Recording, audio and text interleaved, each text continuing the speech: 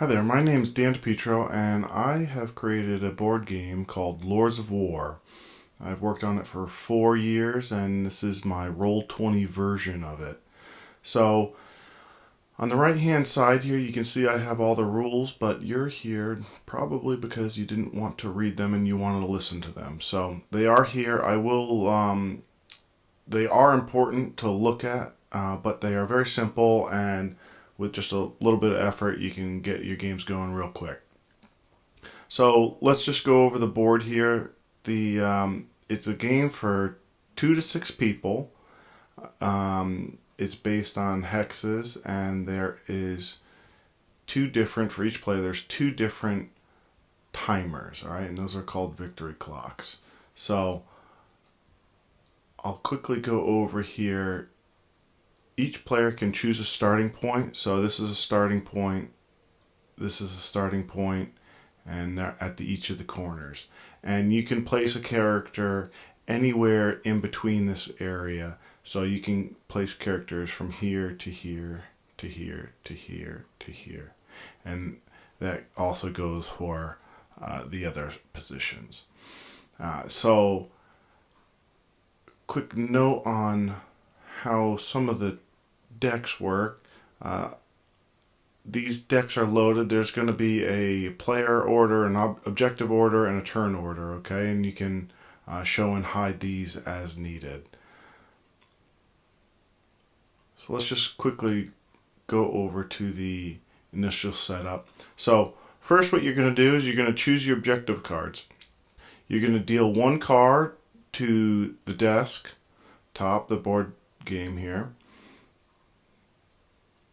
Alright, so the main objective of the game is going to be temples.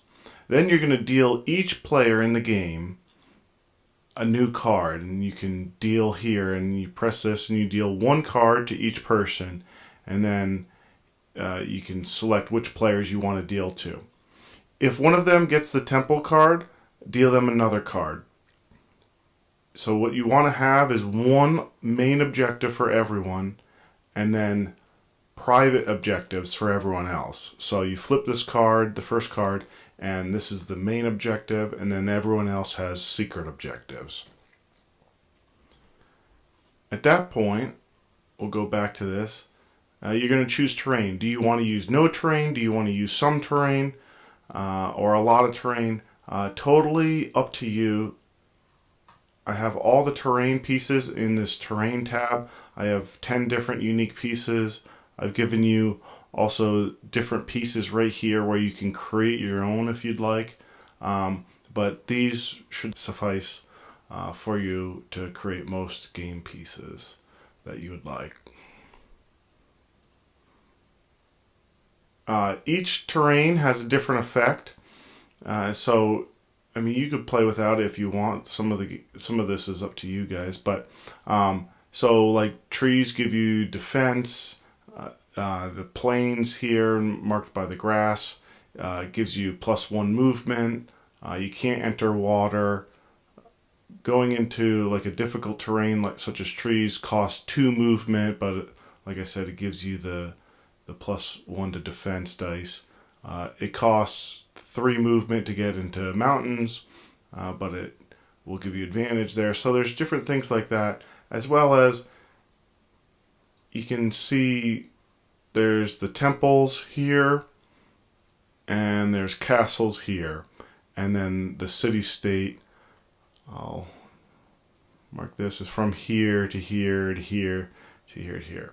So these will give you different abilities and different effects, and they're very simple. You can see that just quick one-liners, and if you just read through that, it'll give you exactly what they do. But that can be a big advantage for you. If we go to starting points, once you have your objective cards dealt, each player can, and the terrain's down, each player can start choosing where they want their objective, where they want a starting point to be. And like I said, it can be anywhere within this starting player hex area. So there's 3 different types of units. And let's open up this tab here. There's melee, there's ranged, and there's mystic units. And they all work based off of 10. And let me explain that a little bit. Each unit can move 5 hexes. But based on that, different things can happen. So melee units can charge up to 5 hexes. So they can start here, move to the castle, and charge further. Ranged units, if they wanted to stay right in the spot that they're in, they can shoot 10. But if they wanted to move 5, they can shoot 5. If they wanted to move 3, they can shoot 7. So again, see how this is based off of 10. Mystic units are a little bit different in that they're the same as ranged unit, but mystic units can heal. So instead of attacking, they can use 1 or 2 attack dice. They can use that attack die to heal a unit instead. And there's no rule for that. And I'll get into combat and rolling in just a few minutes. Having a blend of each type of unit is a good idea. They support each other in very different ways. You got your melee, who's really great about charging into battle, and they can literally claim hexes far from them, and that's great, but it's also a problem because they can get right in your enemy's face and die quickly. So you might want to have mystics to heal them, but at the same point, you might want to have some ranged units to throw down some range firepower on them. But range are very squishy and they can die pretty quick. So there's different pluses and minuses to each type of unit. Turn orders are a little bit different than you're used to. And let me bring up the sample turn order here. Now right here I have an example of if you were playing with 6 different players, you could use the turn order button down at the bottom if you'd like, or you can, do your own D100 or whatever you want to do to figure out which turn order first. Or again, I have actually player turn order and unit turn order. And so let me explain how this works.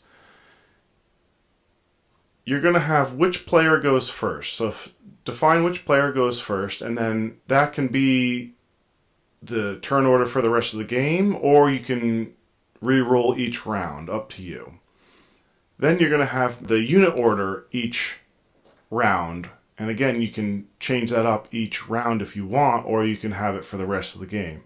So what happens is, let's just assume here, just as I have, melee, ranged, mystic, and then blue, green, orange, etc. First, melee's turn.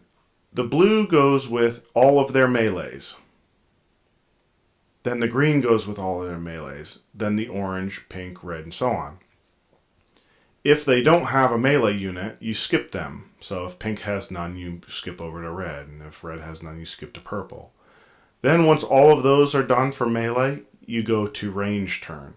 And you do the same thing. If blue has no range, you skip to green, orange, pink, etc. And then you go to mystics. Once all of the units are completed, then the round is over. Okay, so each player will have gone, each unit will have gone, and that should take care of all the units on the game board. At that point, you're going to look at your victory clocks. So our victory clocks are right here. So let's say we're using this player start area. If I have a particular, whether it's my main objective or my secret objective, I'll go and I can put whatever the objective tells me to.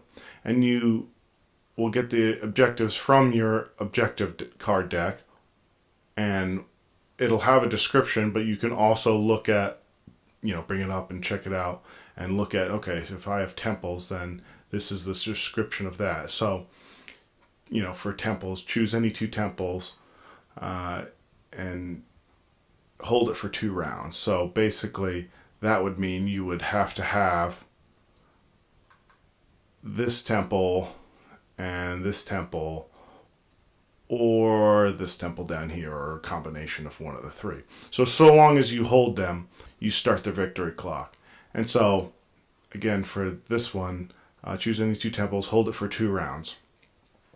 So once you gain that, you go back to your victory clock, and you get that, and you got to hold it for 2 rounds. So the round is over, you put your victory clock marker down, and that's the start of your. Once you have attained that, you put that on your victory clock. Once the round's over, you put it down, and once the next round is over, you put it down. And if you're the only one with a victory clock marker, you win. If there's a tie, then you go till one of the people loses that, or gains both of them, both their main and secret objective. Let's see here. So already kind of discussed victory clock and winning. So claiming hexes. So you can claim a hex, and I'll go over to the units tab here, and let me just, what you're going to want to do, let's just take an archer here, copy them, and paste them over. And so this is what you're going to want to do when you decide which units you're choosing. So let's take this guy, and let's say he starts here. He can move 1, 2, 3, 4. So this is his movement. He can shoot up to 6 right now, right? But let's say he shoots 5 at the center hex here, and then decides to move again. So he's now claimed that hex. So let's go back over here to units. We'll grab and copy this. And you should put a couple out to start. And you mark that he's gained that hex, and he's already had that hex there too. So it shows maybe this person's looking for city-states. It shows that this person has now grabbed 2 hexes of the city-states. You don't really care about any of the hexes in between. It's only the ones that are colored other than green. So now they have 2 of the 6 city-states. All right. Now, if another unit comes in and steps on this particular hex, they have now claimed it. But in theory, this character can continue on and claim more hexes or do whatever they want, and that hex is yours until it's claimed by someone else. So if someone else decides to step on that, then it's theirs.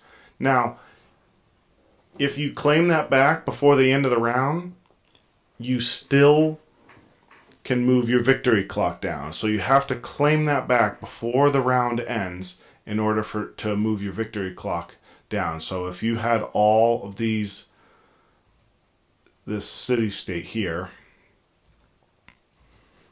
and someone claimed this one, you'd have to claim that back before the end of the entire round. So you got to go through the melee, mystics, and ranged. And if you do that, and claim it back, then you can move your victory clock down.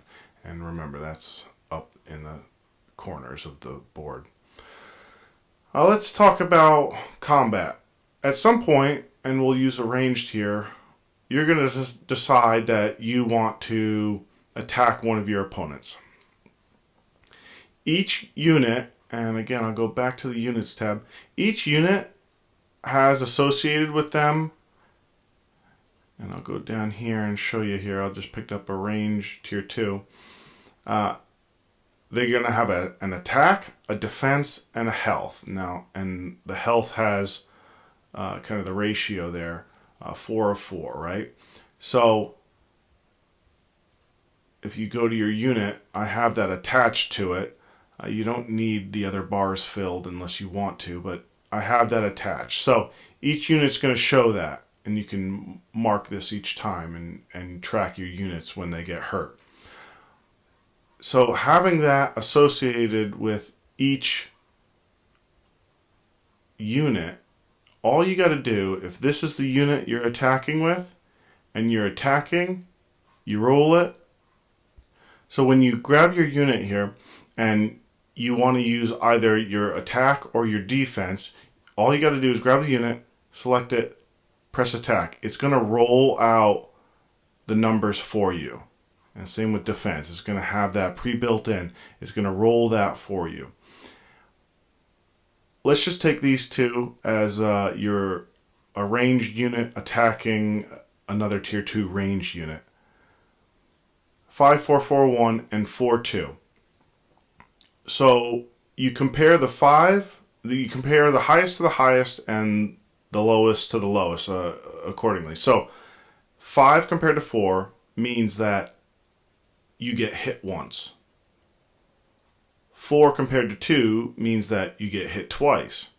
Then you have no defense on the other 2 hits. So you would take 4 damage, and 4 damage in this case would kill this unit.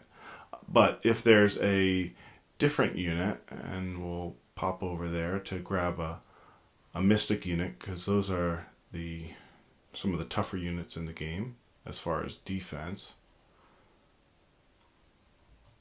And we're going to put that one there. Let's do an attack roll for that and a defense roll for the mystic. And so we're going to compare these two. So 6 to 6. Tie goes to the defender, no damage. 5 compared to 6, defender wins. 4 compared to 3, so that's 1 damage, and then tie goes to defender. So in this case, the mystic unit would actually only take 1 damage. So that's how you deal with combat. And then, of course, mystic units can heal themselves, but they can't heal too much because they're more defensive. Let's see, what am I missing? We went over claiming hexes, where you can move each unit 5. So 1, 2, 3. I can sit there and still attack 7 if I moved only 3.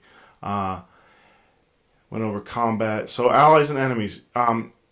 Much of the game is set up where you can make allies with your friends, but at some point you're going to break that alliance with them. The game ebbs and flows, and pendulum swings, and someone who's your friend now might be your foe later. But a lot of it is about sending secret messages to people, making deals with them. I won't attack you for a round, or you can have this hex if I have that hex. Because as the game is set up, you get the city-states and the castles and the temples and the center hex, and they all sort of overlap, and you don't really need to have combat with each other, but it really puts you in a position where you have to force the combat. But if you work with allies and you kind of treat it as kind of wheeling and dealing, you can have some pretty interesting gameplay that doesn't necessarily involve combat. So it becomes pretty complex because outside of how the combat mechanics work, there's a huge social element to this game that ends up being a very big aspect. So that's the basic setup of the game and how to play. The last thing I'll show you that I didn't do here is you can grab the terrain, copy it,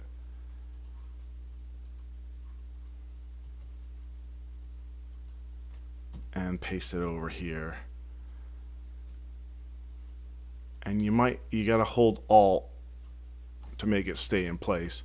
And there you go. You just place terrain on it. So now, for instance, you're not allowed to go on water, so you can move around it, and you can use the terrain just like that. So terrain's very easy to use. You just got to copy and paste it from the one place to the next. And like I said, there's 10 different types of terrain. If you have any questions, feel free to contact me, and I'll make more videos. I'll also have directions up on my Lords of War website, which you can check out. And thanks for checking this out, and I hope you enjoy the game, and happy rolling.